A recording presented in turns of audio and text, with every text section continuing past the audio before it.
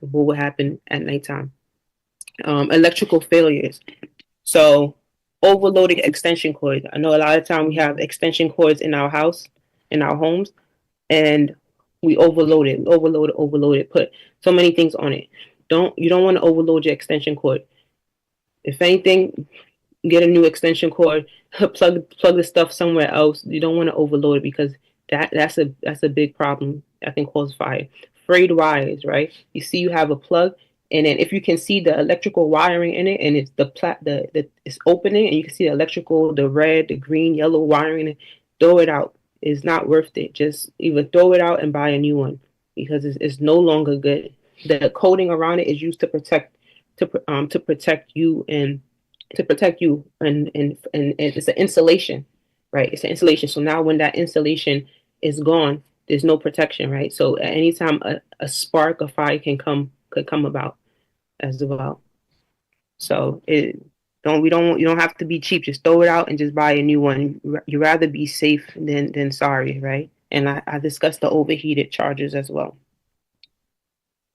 Another common cause, I was looking online, and I know in New York we have one of the big problems now that's causing fires are the e-bike scooters and the e-bike and the e-bikes and the e-bikes. So lithium ion batteries. And I was looking online as well. I see that Toronto, there also is a problem with that a lot of fires are being caused by the lithium ion batteries. So with the e-bike and the e-scooters, what causes a fire is these lithium ion batteries. A lot of times they're poorly made, they're cheaply made, and so now they're able to catch on fire very quickly. And when it does catch on fire, it happens instantly. Like there's no like slow. It just happens so quickly, and the whole room is on fire. I should have even showed you a video of how quick it happens. So that's why it is a rise. Even if you look on Google or watch the news, you'll see a rise on e-bike fires, e-scooters, and all of this. So some of the recommendations that they give is if anybody has an e-bike or your kids, family members, one, don't have them stored in the house or even a living area, because even if the bike is not being charged, it can still catch fire, right? So don't have it stored in the house. And even if they're charging it, don't charge it next to an exit. Why? Say I'm charging the bike next to the exit, like the entrance of my door, and the bike catches on fire. Where are you going to exit? Where are you going to run out? The fire is blocking your exit. So now you can't even run out. So now you're blocked. The fire can come inside the house. So have it charging away from the exit. So even if it does catch on fire, that you're able to escape. You want to avoid overcharging it. Just like our phones and laptops, you want to avoid overcharging it. You don't want when it reaches 100%, then you take it off. If you notice that the battery looks abnormal, right? If we notice the battery is smelling, if the battery looks is swelling, is smelling, is leaking, it's not normal, then it's no longer good, and you should throw it out as well. Don't place the battery in direct sunlight, or leave it in hot vehicles as well. So don't place it any direct sunlight. Leave it in hot vehicles. Store it in a cool, dry place. You just want to be safe as well. So some fire prevention tips, right? So we spoke about the different hazards, right? We have cooking, we have candles, frayed wires, heating equipment, right? So being aware of the fire hazard is a great fire prevention tip, right? So now you know that when I'm cooking, I'm going to make sure I don't have a cloth around me. I don't have plastic around the stove. Now you know candles. You're not going to leave it on overnight. You're going to monitor it. The frayed wire. You know, if you see a frayed wire, you're going to throw it out and buy a new one, right? So just having the knowledge and the education. Now you're being educated about the fire hazard. It's not to say that you're never going to cook or you're never going to light a candle, but you just have to be aware of it.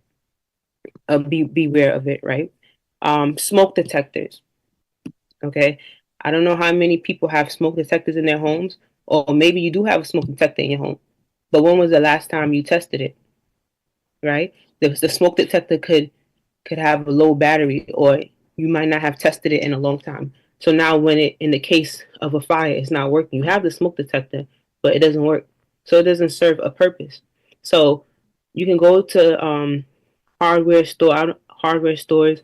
I don't know if you guys have Home Depot in Canada, but like any hardware store, even a pharmacy, they all sell smoke detectors when you get it. And if you live in a big home, like upstairs, downstairs, you can have a smoke detector in as many rooms as you want. So if you live in a 2-story home and you want to have a smoke detector in your room because the kitchen is downstairs and you might not hear it or something like that, you can have a smoke detector in your room as well. What the detector does is it detects smoke. So once it detects the smoke, then the alarm will sound, and it would warn you to the alarm will sound, and you know that, all right, smoke, something is happening and you need to get out.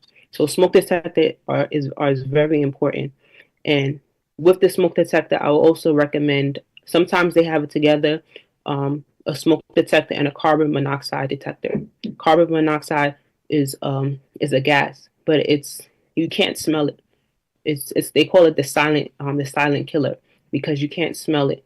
Next, all you do since you can't smell it, you would just you're just gonna pass out, right? It's not like the gas on the stove. It smells like rotten eggs. Like that's like sulfur. That's the gas on the stove. You'll smell the gas. But carbon monoxide, you won't be able to smell it, right? So that's why it's important to have that detector. And they sell smoke detectors and carbon monoxide detectors together. Like it's one device, and you can get that.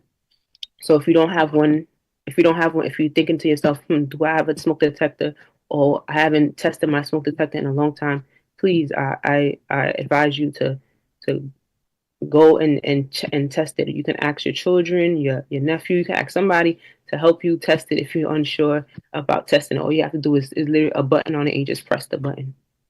Um, Fire extinguisher. If you're able to get a fire extinguisher, I recommend this as well. And if you don't have a fire extinguisher, if you can't get a fire extinguisher, that's fine as well. It's definitely optional, but if you're able to get it, it will be a great thing. The fire extinguisher I recommend getting is the ABC fire extinguisher. There's there's different classes. ABC fire extinguisher, just to make it really simple, there's 5 types of fires, right? There's class A, there's class B, there's class C, D, um, A, B, C, D, and K, right? So A, B, C are the most common fires. A is like combustible material, wood, paper. Um, Class B is alcohol, liquid gas, those type of things. So when you go to buy one, just ask them for an ABC fire extinguisher. And the way to use a fire extinguisher is, I'm going to show you a video on how to use a fire extinguisher.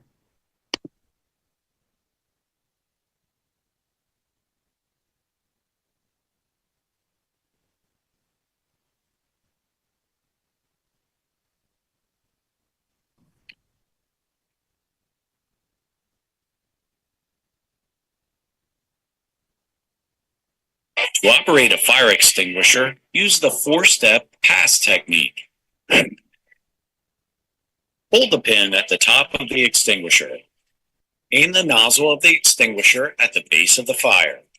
Squeeze the handle to discharge the extinguishing agent. Finally, sweep the nozzle back and forth at the base of the fire from side to side. Always remember, having a fire extinguisher and knowing how to use it is essential for every establishment.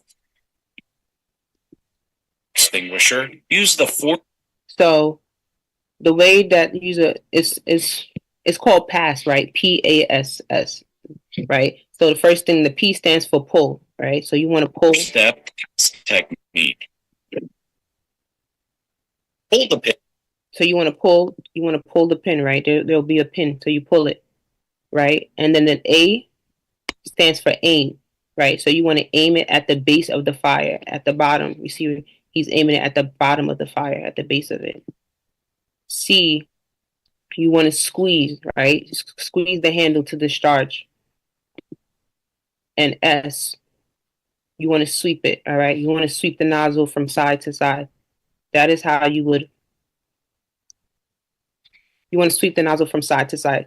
So it's called PASS, and that's the technique to use a fire extinguisher.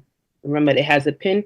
You don't just go ahead and squeeze it. You have to pull the pin first, squeeze, and then sweep. Aim, squeeze, and then sweep. Okay. Home escape plan. Okay. So this one, the home escape plan, right? So I think the first thing when it comes to a home escape plan, you want to declutter your home, right? If your home is cluttered, right? If you think about it, if your home is cluttered, you have so many things in your home, you can barely even walk in the home. How are you going to escape in a case when there's a fire? How will you escape, right? It's going to be hard for you to escape. You're going to be having to move things.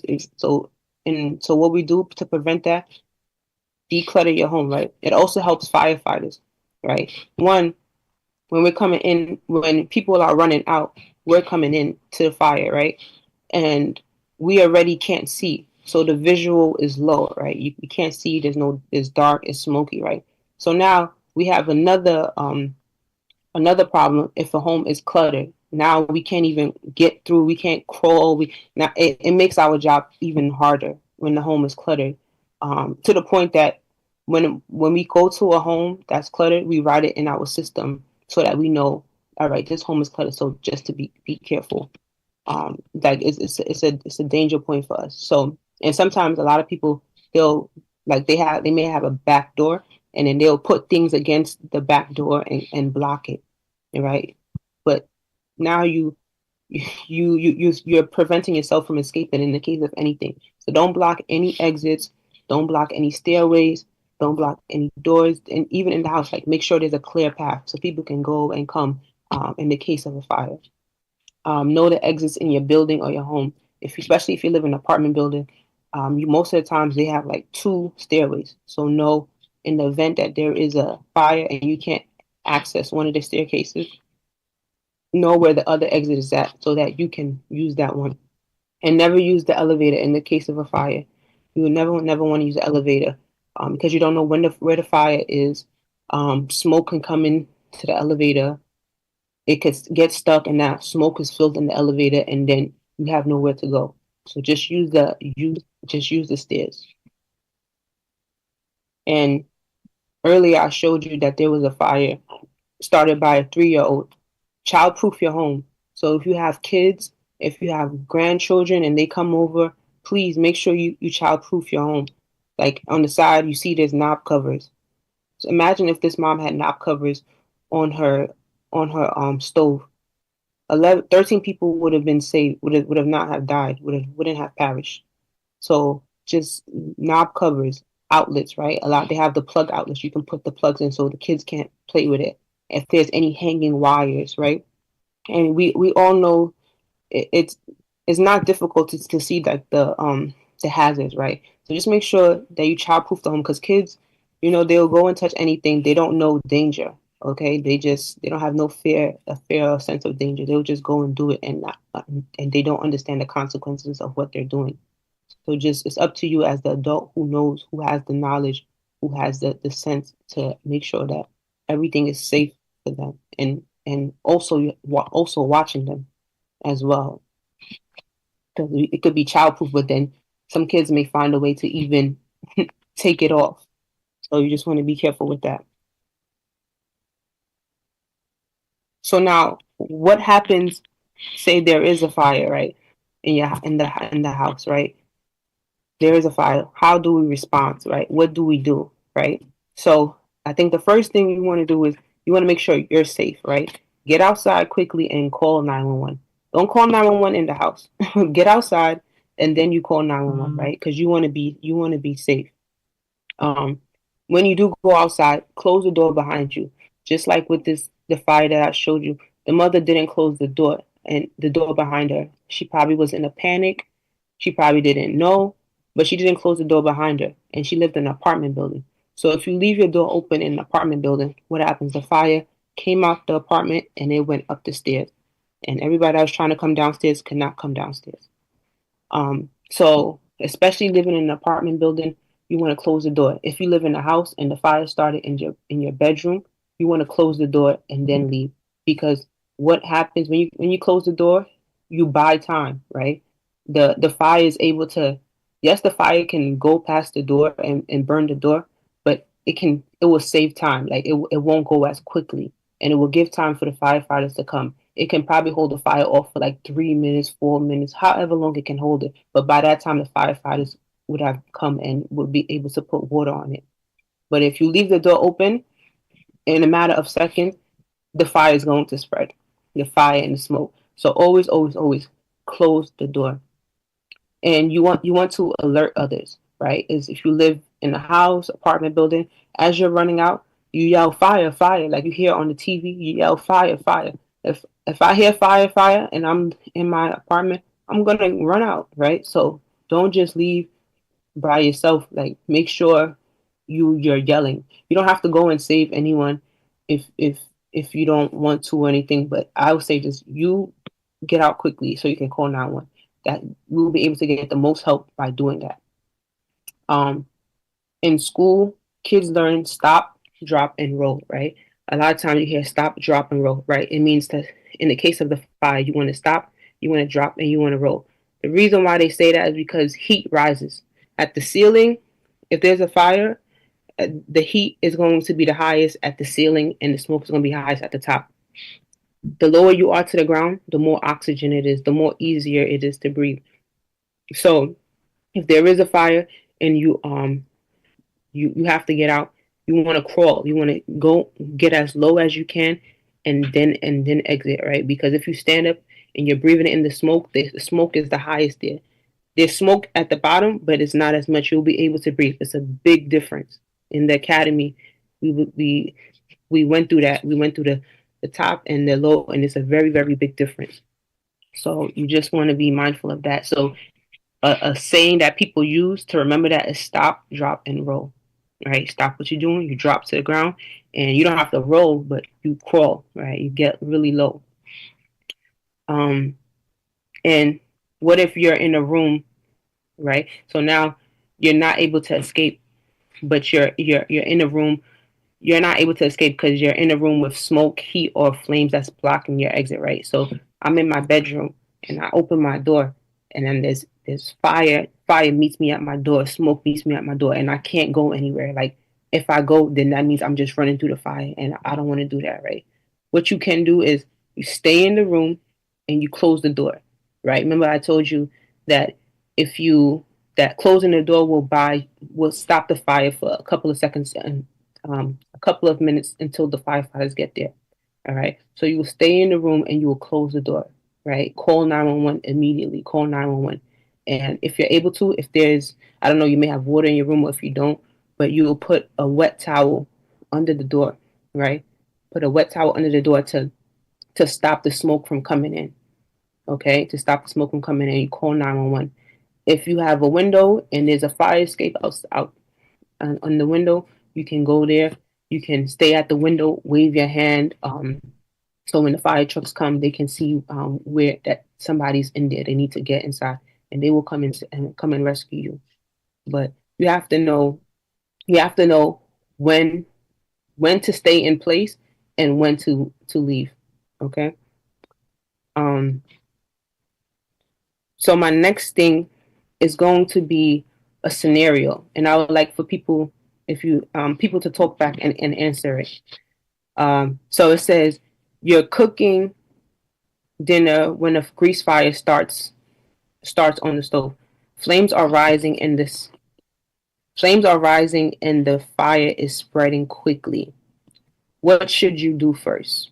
Right, and you can come off of mute, and you can answer this. Everybody can be involved, right? So you're cooking dinner, right? Cooking jollof rice or fufu or something, right? And then a grease fire starts on the stove, right?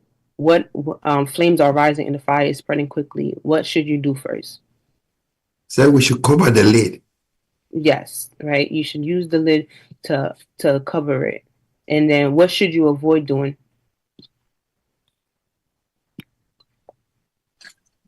Don't throw fire on it. Right. So don't throw fire, don't throw water on it. Okay. So thank you both, Elder and Anna. So you don't want to throw fire. You don't want to throw water on it, and you should use the lid to cover it, right? And when should you evacuate and call 911? So this one right here, if you know that you don't want to put the lid, you're too scared, just call 911. But if you know that it's just the fire is contained to just the pot, right? It hasn't spread to the sink. It's not all over. It's not massive. Then you can do the lid. But if the fire has spread and there's no lid that you can put on, then you need to call 911. You have to know when to leave and when you can handle it. And if you know you can't handle it at all, even if it's a very small fire, just call 911. Okay? You're never wrong for calling 911.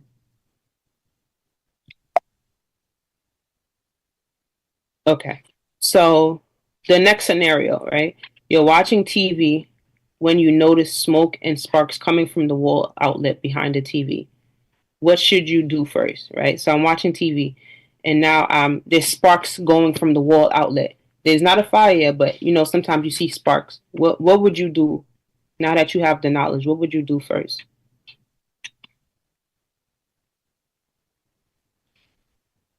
I'll find the exit and call 911. Yes, right. So you can exit, call 911, and that's it. Just call 911. They might, when we come and we get this call a lot of times, they say sparks, electrical sparks. We're fine. What we'll do is unplug it, but you don't have to unplug anything because you don't know if it can spark up. We don't know what can happen. Fire is something that is unpredictable. It goes any and every way, right? So just step outside, call 911, say my TV sparking, and let us come and handle it. Okay. And this last one we spoke about it a little bit, but I'll answer it with you guys. You're in your bedroom, on the second floor of your home, and you hear the smoke alarm go off. Upon checking the hallway, you see thick smoke and flames coming from the lower floor, blocking the stairs. And what should you do first? So just like I explained before, you want to close the door, right? Because the thick smoke is blocking you from going down the stairs. You want to close the door, call 911, put a towel underneath the door, a wet towel underneath the door. If you can't wear it, just put the towel underneath the door and then wait and stay in place. Okay. So all of these things, fire is something that is a lot of times people don't know how to respond to it. They just something as simple as closing the door, putting a wet towel, and just some people just may not know. So now we have the knowledge, and it's up to us to also tell our fellow friends, our family members as well, our kids as well. If they're young kids, you let them know, right? Even you can show them different fires that has happened, these videos, and you can show them like it's real. Okay, this can happen to any one of us. So just all I ask is that you spread whatever you have learned today, whatever you have taken today, that you share with others. Don't just keep it to yourself. Share with others, and because they may not know, and it can help save them one day. Thank you.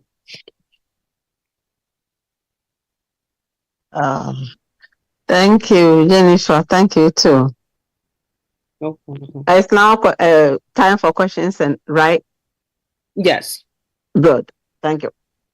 Ajidi for me pam cho ye ba no ye nua ba no ye ofa ase no na no asi wa cheche no bebre kwan be fa so a ye bebo ye ho ban de ja no aba timi aye ho adwuma no kwan be fa so a ye beye ene se de be si afre 9114 ne nkeka ho nyina wa cheche bebre sa bre no de na no asi me pa cho bebre ejade ye ade a ehu se nyina ye be kai a ene no wo ka New York de no sa no de ye ne ati New York de ye nyina ye hu de ye course Ghana kola na okoso fire no ye Ghana ni odne maami nyina busuafo no ye Ghana fo bekum Ghana fo no so bi soja ni Ghana ni no ekumo no so ka ho ya homete sampa that time na Ghana fo ne ani abre ne ye yura akofa se yakofa trouble na aba na se kunkum nipa bebre kunkum ye nkofo no so bi aka ho nti eja ho asam no de eye din pa wo fi nti pese bebre se sabre no ekwan da ho wo de wo question fa bra yin twi obeti tree na aka no be answer in English So episode oh bisa no in English so why are ready for everything. Inti bipacho on mute ho nefa wasem bisa. Anasa wo mo bi wo ho so a fa bra na ye fe dwumadi no entra so. Bidamasi. Jennifer, get ready for the questions, okay? Yes, I'm ready. All right. Okay.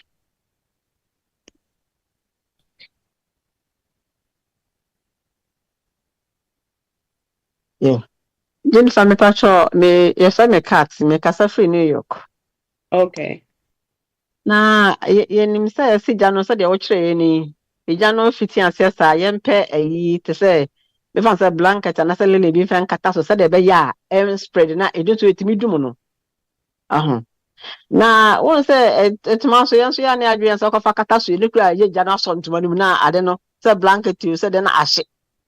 Enti no hono say na we see aboya wo ho say if the basa na ase ya panic na ehu ni ade nti yehu de yenya yehu bebre nti say na wo kan ho amaye ama ye ho atoye say e ba e betimi de blanket and say sheet bia akata so ama adum no me das. Yeah, so you can do that as well, but one thing with blankets and sheets, they're flammable, you know. So they're so if you do put it on it, if it's a small fire, it can help, right? Because so pretty much what the blanket and putting a lid on the fire, it smothers it, right? So now the fire is not getting the oxygen. Like fire needs certain elements in order for it to happen, right? It needs 3 elements. So if you put a blanket on it, if you put a lid on it, it will smother it. The thing with the blanket, if it's a huge fire, it will burn it. It will just burn it, and it will burn through, and it will cause more fire. So what I would say is, if it's if you're cooking, put lid, right? The lid is metal. So because the lid is metal, the fire is not going to burn it because it's metal. But because the blanket is made from cotton, it's going to burn through it. So I would say just use that. We have something called a fire suppression blanket. They have what they call a fire suppression blanket, and that blanket is fireproof, so you could use that. But that's something that you have to buy at the store. But I don't think that's necessary. Just have a lid. If you want to have something, you can have a fire extinguisher in your house. If you want to buy something, you can buy a fire extinguisher. But the cloth, it can help, but you also have to be careful because it's a flammable product. So it will cause it will just burn through. Yeah, that's it. Thank you. Mikacho asembisa enemwa on me to honefa wasembra. Hello. Mpacho obo odi anu aka baby awukasa free. A friend is Steven. Now I have a question. Jennifer, Mpacho Steven mpacho ya na me ehu baby awukasa free na me hwe wa metimi ehu de baby nya. Free New Jersey. Amen. Yeah, my question, the bit maybe sad bro. Me say so me no yani twi dia me say no twi mu na say bro for either way, right? Mpacho obia wa you okay with it in a way. Yeah. Okay. Jennifer me papa say in case you say we use fire extinguisher ABC. Na o the quench fire no off. Once the fire is off, now you still have to call the fire 911 or no? No, you don't have to. You don't have to still call 911. You don't have to still call 911. If if it's if it's you don't have to still call 911. Once the fire is done, like everything, make sure that the fire is not going to come back again. But if you do want to call 911, you can. But I would say if you call the firefighters to your house and for a fire, they're gonna do some damage. They're gonna do damage to the house. So if you're able to extinguish it on your own, if you have the fire extinguisher, you can extinguish it on your own, then do it. But if you call them, they're gonna do damage to your house. So after you extinguish it, I would, and you know that the fire is done, and you know that it's not going to rekindle, then just you don't have to call them. You don't have to report it or anything. Oh, okay. My second question is so make sure say be an baby na cost na so make it damage yeah. And the insurance will cover it or no? If you have the home insurance or something on our end, I don't know how they do it in Toronto, but if there's a fire in your house and we come in extinguish the fire, we're not covering the repairs or the cost. That would be on like if you have home insurance or rental Yeah, I'm insurance. talking about the home insurance. Yeah, that would be on that's something else. Yeah, that would be the home insurance. I don't know if they will cover. I don't know what the exact the policies or the causes or requirements and stuff. But that's something that you have to speak with the home insurance. But yeah, but I'm sure if it's something with fire, they probably will cover it. Oh, okay. But you'll be my me a question be one. Yes. I mean, last question. Say Jennifer, in case you say all recommend this, Obia to me koto. Say nka bit ma recommend it. Say Obia and Tommy Kobe fee me who is in the kitchen fire extinguisher a kitchen ho small one. Into be recommend this Obia bit ma to be a bohwana. Yes, I would definitely recommend. If you're able to get one, I recommend getting a fire extinguisher, the ABC one. Just like how they come small, they come big. You can get a small one, and you can just have it there in your house. But even more so, I would also tell you do the smoke detector. If you can't get a fire extinguisher, I would say smoke detector first, then a fire extinguisher. Or you can go both, right? Yes, or you could get both. Right. You could definitely Thank get you. both. Exactly. Jennifer, me pacho cat ni. Ti ebra ye twa gidi for no ma ba no. E New York. Me pacho said the church m twa ye no na ye nim say ayi bibi say si ya me mfa sa ma bata si say ejana aba fie nti se mi dwane a anase te bia meme wo me dem na me hu say mate alarm be say fire. Enti so obi e dwane me bia be pono na me hu say smoke aye hallway ho kakraka ntimi nkosa de wo kam. Na ya na mo ka kire yes sa de ne de bia mo ka kire say ya yen stay in me yen ko ba bia ya de yen to pum yen fa yen for tower kese ne yen fa hye door na se yen try inside ho. But just say Jennifer ana ehu kitinkiti bi a chie na en dream aye kakra nti say na be si am na assurance say no de be boa ye say ana wo say imagine say ejeba mo se men kan se na momra na mo ba se ma share na me kan say I definitely understand what you're saying. So if you live in an apartment building, right? If you live in an apartment building, and it's not all apartment buildings, but you can find out from your apartment building, is it fireproof? All right. So I know in New York, a lot of our how do they call it?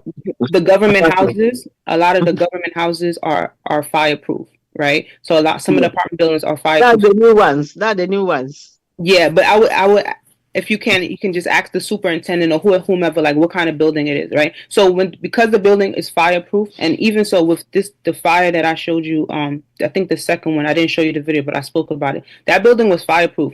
If they stayed inside if they had stayed inside their apartments, they would have been fine. But because they left, the fire wouldn't have came inside their apartment. So I know it's hard, but you have to that's when it comes that you have to think like, what am I going to do, right? What is my decision? Because you can go through you can make it past the smoke and the fire, but if there's actual fire, you're going to burn, right? So now it's like what do you do, right? If there's smoke, you can also get harmed because of smoke inhalation, right? So that's something that that person will have to decide right there and then, like what can I do, right? So I would say the safest bet is I know as much as you want to like to stay inside, especially if it's actual fire, just stay inside, because if the fire is blocking you, there's no other way. You're gonna get burnt going through there. So I would just stay inside and close the door. Smoke is definitely a danger because you can have smoke inhalation, but I would say if you still want to go, you can crawl underneath it, right? Close your mouth, put something over your mouth and crawl as fast as you can. But you have to know that the exit is close by. That's something, it can't be far, because what can happen if you're crawling and the exit isn't close by and you breathe enough smoke, you're going to pass out right there and then. Right, as opposed to you staying in your room and closing the doors, you would have been fine. So that's something that you would have to decide. Like, all right, I know the door is right there. If I crawl really fast and cover my nose is right there, I will make it out. But I would recommend just staying inside and closing the door. If you know that you're too scared, and the door is far away or fire is right at your door, I would recommend to just stay inside, close the door, call 911, open the window, wave your hand, and just stay in place. Yeah, thank you. Yeah, that's it. Yo, I did it for me from show where they free and Jessica. Me patch me to who our question and answer or more be brana or more yanka can they just want some day in said the air coso. Nancy Munel coso pa. Simpatry be a question. Oh, that's it.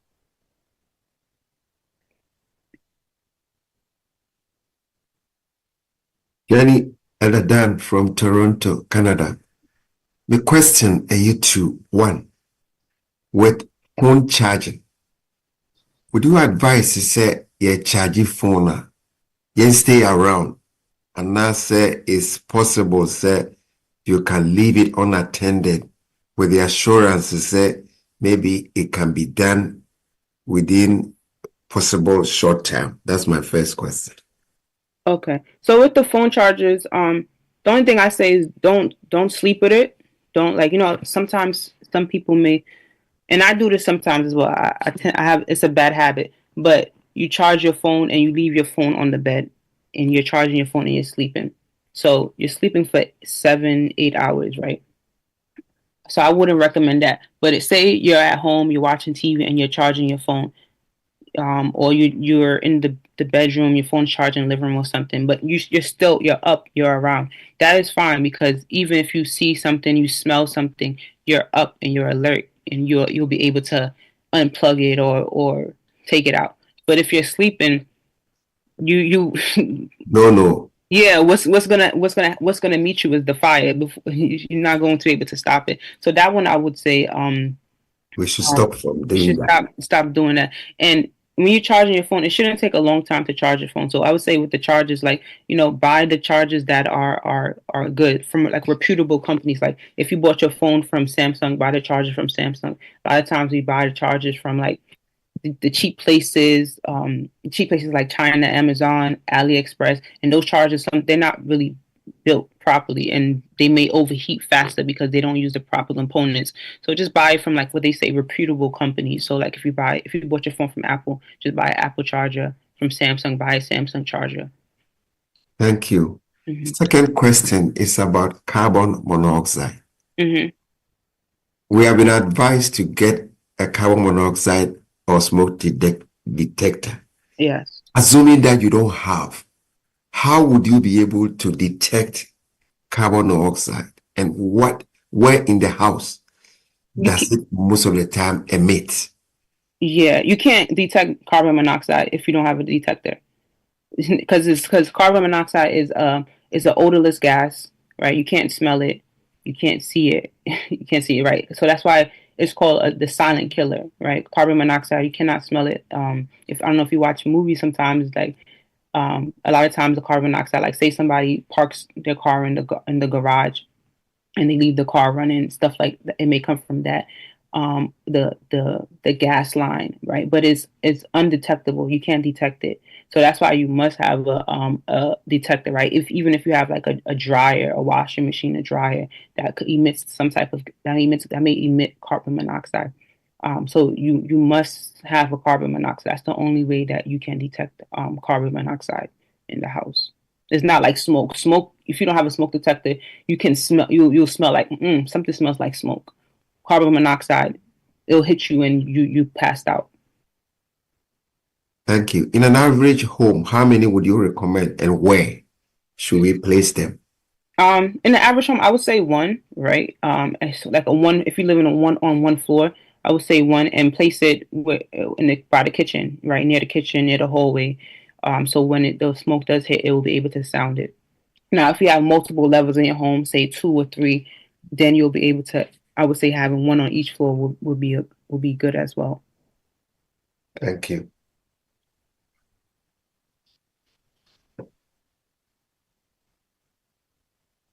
Hello, Jennifer. Yes. Smoke detector and the carbon detector. New ones, a boom back one. It comes in one and I say separate. Yeah, they have some that come. The new ones, they have some that comes in one, so it's combined carbon monoxide and smoke detectors. Oh, okay. Mm-hmm. Okay. So in this case, you know, a best sound beep either one be you know. Yeah, exactly. Okay. Thank you.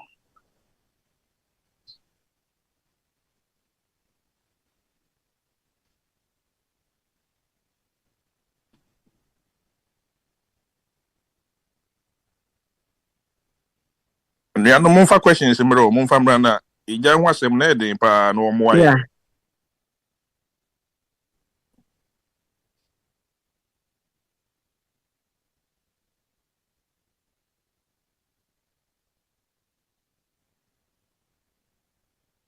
But Hello. yes. Yes. Yeah. Me kasa free Philadelphia from me abra. My question is like you stripping bag, and some of them have a electric. Even almost all of them have a electric cord inside. Mm. What advice you gonna give us to that? Sleeping bag have the Or heating pack. heating pad. Yeah. So I'm not saying, I wouldn't say don't use it because you want to stay warm, but you just have to be aware of it. If you don't have to use it, don't use it, right? Because you're pretty much sleeping with something electric on your body the whole night. So you, like I said, fire is unpredictable, right? You think you just never know, right? Especially these electric products, you just never know, it can overheat. But I would say just check the wire, make sure the wire isn't messed up, isn't frayed, right? Make sure that when you do plug it in, if you touch it and it's hot, like make sure that that part of the wire isn't hot, isn't overheating. Just do weekly checks on it, on the actual wire, and make sure everything is proper. Make sure that the plug isn't like overheating, isn't swollen. Sometimes like the battery or like the charger is swollen. That means it's no good. That's what I would say. So just keep an eye on it and continue to check it. Okay, I have experience with that. Mm-hmm. One time, about 10 years ago, na manya accident nti na mintumi na korati doctor recommended say me use bi na me famu daaye anadwo no me ti mani me ti say dem ho as something burning nti me go around the whole room me ho hwe kosi sa ade achi anopa me ye me jan ho ko me unplug ya na me ko adwuma baaye but me ko adwuma baaye and go be so good say say na eda me nche no a met ama crop na e wo ho no anane nti so dia wo ka no ne advisable say obi a be very careful say who use bia because what they told ho a ya na who feel comfortable nti e ma woda nti say wan hwe ya wo beti wani no na ne ma ye bone e da afi. No problem. Yes, like our sister said, yeah, you sometimes it would just overheat and it would stay like that, or sometimes it can just go into a roaring fire. So just be cautious of it. All right. If you don't have to, then don't do it. But or if you have something, I know some of them may have a timer. Like you can set it for only 1 hour, and after one hour it auto shuts off. You can try that, but I would just say if you don't need to use it, then don't use it. When you're sleeping, if you're up and you're alert and you're able to turn it off, then it's okay. But when you're sleeping, try not to use it if it's not needed. Hello, Jennifer. Yes. My question is the reason why I'm saying to let's say Samsung phone and I say unya the best right the manual charger no say yeah iPhone and I say yeah we know Samsung no say no the charge you 100% na no what that na new phone about no matter say o charge you full when see three more still no it make it by itself and charge bio. Is it true and I say what that na say yeah you know Samsung charger but the my example no enye hwe ana original charger no oh wa enye hwe e bia na wada ofem wada enye hwe. You understand? You want me to explain it? Yeah, so you're saying that if the original charger, if you use an original charger and you charge it to 100%, that it will shut off after charging? Uh-huh. I don't know if it does that, but I just know that with the original chargers, like they use more quality, better materials to build the chargers and stuff like that. Like from experience, I know if I go on Amazon or if I just buy a cheap charger for my phone, one, it takes longer to charge, and then two, like I feel like when I touch the cord, it's heated. It's like it gets hot. Yeah, and as opposed to if I use like my regular Apple charger or the regular charger that came with the phone, that it doesn't happen. It charges quicker and it doesn't get hot. So that's why I was saying to use the charger that came with the phone or like a reputable charger just to be safe. But anything can happen obviously because these electric products are it's not fireproof, right? What I would say is that once your phone's finished charging, just take the charger out. Unplug it, right? You don't have to overcharge it because it can get heated. And like I said, this doesn't happen all the time. This is one of the things that it doesn't happen all the time, but sometimes it might just get hot. The plug get hot, and then nothing happens all the time. It just gets hot. It gets hot, whatever. But it just that one day, like it overheats to the point that something happens, right? So you just want to be careful and just practice that now. Okay, thank you.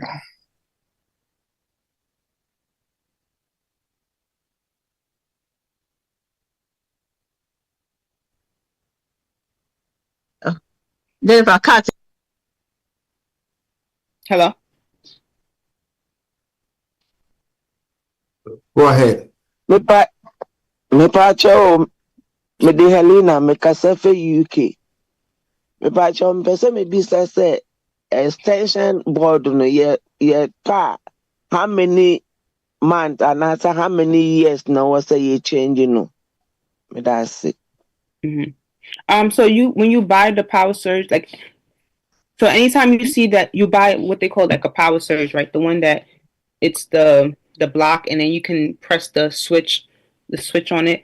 So how long, I would say if you see that it's the wire is like fraying, like you're able to see the red, the yellow, the green.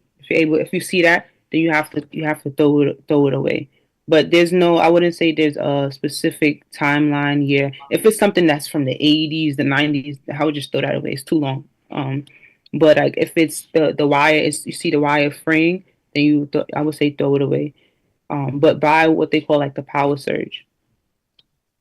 On that point, can I add another question? Normally, we leave our extension boards unplugged or we leave it plugging other multiple devices. Is it advisable? Like some of them has more like 6, 8 outlets. And when it's plugged to the wall, there are other devices that we plug and it's on. Never turn off. Yeah. What would be your advice or suggestions? Yeah, so with that, that's like overloading the extension cord.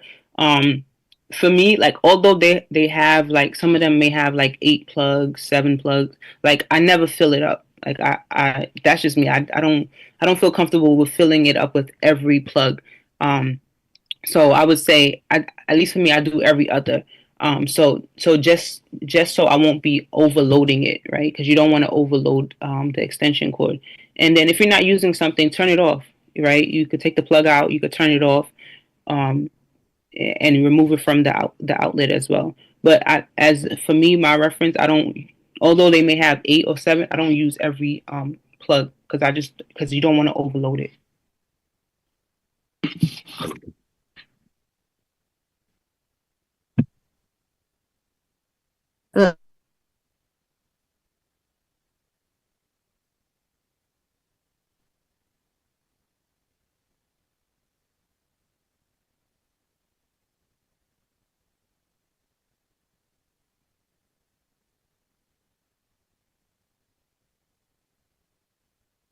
Can I come in?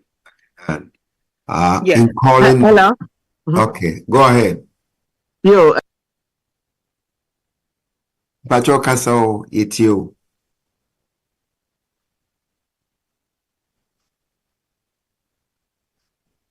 All right. Yeah, Ada. Maybe also enche there, but things fire safety once I'm na Jimmy D is here can. First of all, Ma'am Jennifer, ya main shroud. But obi a woku via dusia, but nenije firefighter home. Kwan ben will be to me afa so room. Second question. Upita car na who says smoke who smells smoke ya. Na door no so alloc here. We experience being a bit media mass in case we face the situation like this now. Kwan ben a bit me afa so a safety itimia save life. So the first question, somebody said somebody wants to become a firefighter. I don't know how where are you calling from? I mean, I'm calling from New York. Oh, New York. Okay. Are you from New York City? Mm-hmm. Okay. So if the person wants to become a firefighter within New York City, because everywhere is different, but within the 5 boroughs, you have to be under the age, as long as they're under between the ages of 17 and 28, they're eligible to apply for the exam. The exam just it just closed actually on September 30th. But from 17 to age 28, they're able to apply for the exam. They sit down for the exam and then they go through the whole process. If they score high, then they'll call them back, and then from there they can go through the process of becoming a firefighter. That means that the age is so over because the person is almost 60 years. Yeah, so at that age they retire. Oh, okay. All right. And then the other question is in case the car, if you're in the car, and then but if the car is locked, so if the car is locked and you can't get out, and the car is smoking, right. Yeah, then you're just gonna have to. If you can't get out, then you're just gonna have to call 911. Either punch the glass, or you just gonna have to call 911 so that the cops, the firefighters can come and help you out, because there's no way for you to escape. Right. So yeah, that one you're just gonna have to call 911. I would say cover your mouth, cover your nose, so you're not breathing in the smoke as well. Yeah. So the best way break grass on say be able to me. Yeah. That's will be air from the outside. I don't know. Yeah, I would say if you have, I know sometimes we carry some stuff in the car. If you're able to break the glass, or try to find another way to get out, or find another escape route. Okay. My second question, Mr. My second question. 10 BM said like BM like 12 floor. And ija ato ebia be 10 or 5th floor. My wisu elevator no ebetumi abaso say ebia na stairway no so no eja enso so ewo stairway na bia elevator no enya ya how say mo ya mo advice yes say my wisu elevator no mo go the stairway. Yeah, don't use the elevator, because how should I explain it? You wouldn't want to use the elevator, because if you're on I think you said you're on the 14th or 16th floor and you're coming down and the fire is on the 12th floor. So now say you use the elevator from the 14th and the 6th floor and the fire is on the 12th floor, and the elevator stops on the 12th floor and the doors open up. Now the smoke on the 12th floor is going to come inside the elevator, right? Or sometimes as you're going up and down, like the smoke can seep inside the elevator as well. So it's never safe, or it can get stuck because now the building is on fire. Like you just never know with that, because you just never know. So it's best to use the stairs. Remind me what your question is. What in the stairs? You said if there's fire on the stairs. Yes. So if there's fire on the stairs, this is where knowing your building comes into place, right? So now if I'm coming down the staircase A, right, and I meet fire, right, on say floor 10, you can go back upstairs to floor 11 and you can cut across floor 11 and go down the other staircase, right? Because you know that there's another staircase on that side. You know that there's another staircase on that side. So that's why you have to know your buildings. Most buildings have two would have to have two staircases. Yeah. Okay. Or Thank like, you so. yeah. But Or thank like you so much. on the roof. No problem. Yeah. My last question, all the time, no, more advice is in case a ja abami building more, been try say make cruise door no. Why say certain buildings make cruise door no? Yeah, so you want to close the door because it's going to stop it will stop the fire for a couple of minutes, right? It will stop the fire from proceeding. So if you think about it, if you leave the door wide open and there's fire, the fire is just going to take a couple of seconds to go, like you're inviting it. But now you close the door, it's going to stop the fire. It's going to stop the smoke, right? It's not going to stop it for an hour, like it's never going to come, but it's going to buy time for firefighters to come, especially in New York City. If there's a call for fire, like we're getting there in less than 2 minutes. Like when it's a call for fire, like we take it really serious. Like we come there really quickly. Right. So that's why they say close the door, because it's going to buy time. If it's a wooden door, like the fire will go through it because it's wood. If it's a metal door, it will take a very long time for it to go through. So that's why we say to close the door, because it will buy you time for the firefighters to come and rescue you. Thank you. Thank you.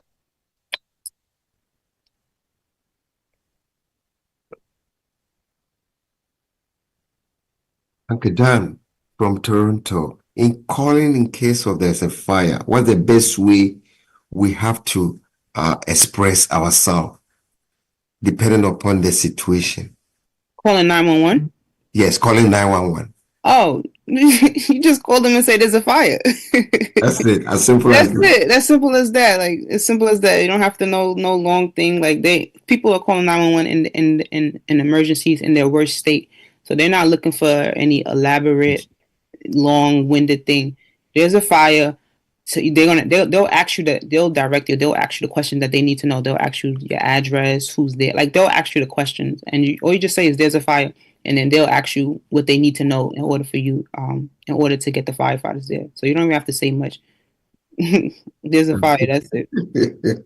Thank you. Mm-hmm. It's the cat. Okay. I think we can do the summary now just to get the highlights. Yes. Oh, it's my phone. Mm-hmm. So as we're ending, I just want to thank Elder Dan for inviting me here and allowing me to speak. It was very good questions. I hope everybody took away something that they can implement in their home, that they can share with another person, whether it be your coworker, family member, or friend. I hope we can implement that. And even back home, right? Even back home, you can tell your family members back home, like if there's a fire, close the door, get out. Like you can just let them know, because fire is fire, whether it's in America or Ghana. It's fire. There's no difference in it when it comes to that. So I just pray that everybody will take heed to it, because we don't want it to happen to any of us, but it can happen. And I'm sure it probably has happened. Somebody maybe has experienced it, and experienced being in a fire, or their home catching on fire, or whatever the case is. But I just want everybody to just be aware of it, and just be aware of the fire hazards, the cooking, the candles. We spoke about the electric equipment, the space heaters, the heated blankets, and knowing when to stay in place and when to exit is very crucial as well. So if you ever have any questions and you ever want to reach out to me, Elder Dan has my phone number, and I'll be glad to help answer any questions later on. Thank you. Amen.